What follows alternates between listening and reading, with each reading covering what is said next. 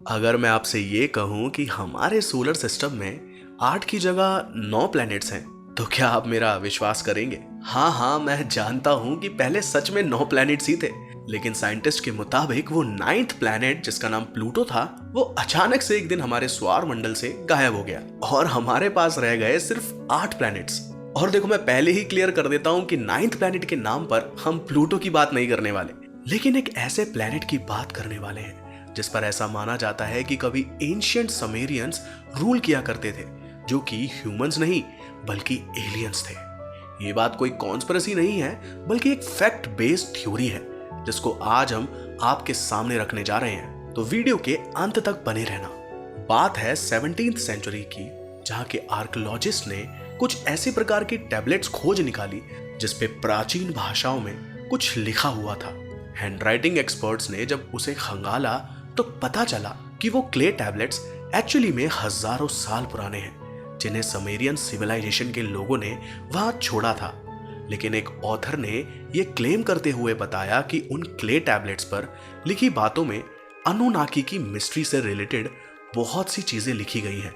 1976 में जकेरिया सिचिन नाम के एक स्कॉलर ने द 12th प्लैनेट नाम की एक बुक लिखी थी, जिसमें उन्होंने उन 14 क्ले टैबलेट्स का ट्रांसलेटेड वर्जन शेयर किया था, जिसमें इनकी का जिक्र था।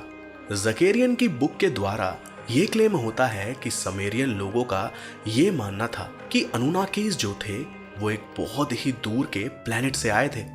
उस प्लैनेट का नाम था निबिरू, जिसको आज ही की डेट में साइंटिस्ट 9th प्लैनेट मानते हैं। जकेरियन ने यह भी क्लेम किया था कि अनुनाकी एक्चुअली में कुछ advance humanoid extra territorial species थे।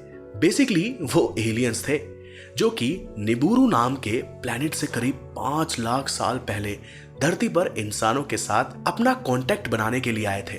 ऑथर के मुताबिक अनुनाकीज हमसे भले ही बहुत ही ज्यादा एडवांस थे in terms of technology, but फिर भी वो प्लैनेट अर्थ पर आए थे क्योंकि वो ये बात जानते थे कि अर्थ प्रीशियस रिसोर्सेज जैसे गोल्ड और डायमंड से भरपूर है।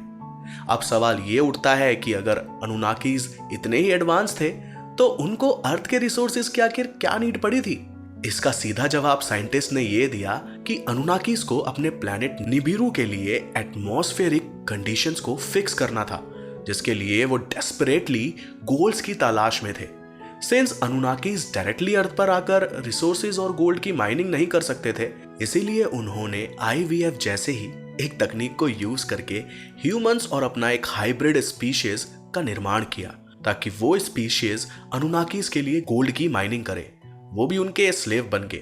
जकेरिया ने अपनी उस बुक के थ्रू ये तक क्लेम किया कि अनुनाकीज को टेम्पररीली अर्थ को छोड़कर फोर्सफुली जाना पड़ा, लेकिन जब ग्रेट फ्लड की वजह से एंटार्क्टिक ग्लेशियर्स मेल्ट होने शुरू हो गए और ग्लेशियर्स के मेल्ट होने की वजह से अनुनाकीज के अर्थ पर बनाए गए सभी बेस डिस्ट्रॉय हो गए, तब उन्हें वापस अर्थ पर जाने का एक मकसद मिल गया और उन्होंने अपने बेस को रिबिल्ड करने के लिए फिर से समेरियन लोगों के बीच में अपनी जगह बनाई। तो दोस्तों, ये तो हो गई बात अनुनाकीज और उनकी ब्लैक हिस्ट्री की, कि कैसे उन्होंने अर्थ पर आकर यहाँ के रिसोर्सेज यूज करे अपने फायदे के लिए। साथ ही में उन्होंने समेरियन लोगों के साथ मिलकर अपने कुछ हाइब्रिड स्पीशीज भी बनाए।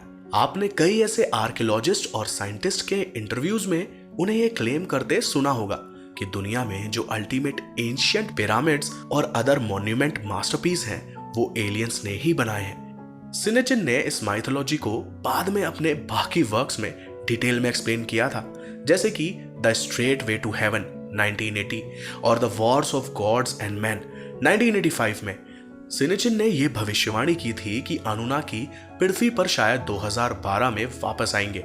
खैर, ये तो कुछ ऐसे किस्से हो गए जो कि फैक्ट्स के आधार पर प्रूवन है, लेकिन कुछ ऐसी चीजें भी हैं जो कि अभी तक प्रूव नहीं हुई और साथ में कॉन्स्पिरेसी बनकर रह गई है, जैसे कि रेप्टिलियन थ्योरी, जिसके मुताबिक धरती के नीचे कुछ ऐसे जीव पनपते हैं जो पहले धरती के ऊपर रहा करते थे और उनके अंदर कुछ सुपर नेचुरल पावर, जैसे कि किसी भी जीव जंतु का रूप धारण कर लेना और मनुष्य से 100 गुना ज्यादा बलशाली होना। इनके बारे में अब आगे जानेंगे इसी चैनल पर, तो चैनल को सब्सक्राइब कर देना। मैं मिलता हूं एक और ऐसी धमाकेदार इंफॉर्मेटिव वीडियो में, तब तक के लिए गुड बाय।